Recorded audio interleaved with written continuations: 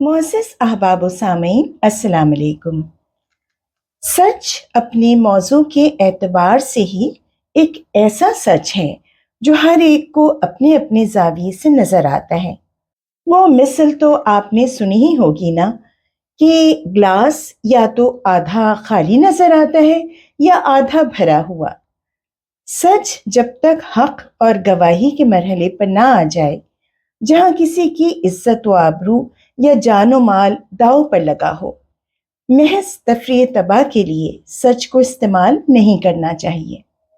عام طور پر یہ دل آزاری اور آپس کی لڑائی جھگڑے کا باعث بنتا ہے، کیونکہ سچ اکثر و بیشتر کڑوا ہوتا ہے۔ اسے برداشت کرنا ہر کسی کے بس کی بات نہیں ہوتی۔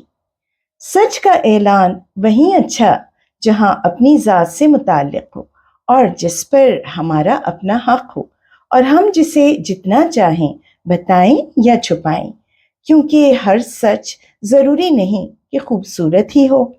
بعض سچائیاں بدصورت اور ناقابل برداشت ہوتی ہیں، مگر کسی اور کے سچ پر ہمارا حق یا ہماری اجارہ نہیں، جب تک کہ موقع کسی گواہی یا شہادت کا نہ ہو اور ہمارے چپ رہنے سے کسی اور کے نقصان کا اندیشہ ہو، کیونکہ جرائم اس سے مستثنیٰ ہیں۔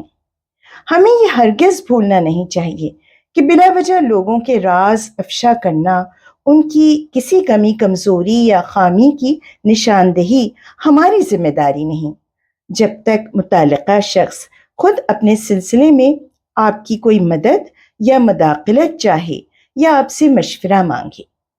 بصورت دیگر آپ کسی کو ہمدردی میں مشورہ دینا چاہیں یا اس کی کسی بگاڑ کا سدھار کرنا چاہیں تو یہ عمل ہمیشہ خلوت میں انجام دہی کا طلبگار رہے گا، جہاں متعلقہ شخصیت کے علاوہ کسی اور کو اس کا علم نہ ہو سکے۔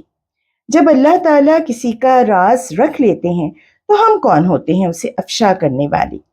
صبر و تحمل اختیار کیجیے اور اپنا بہت خیال رکھیے۔ نصرت جہاں ناز کو اجازت، اللہ نگہبان۔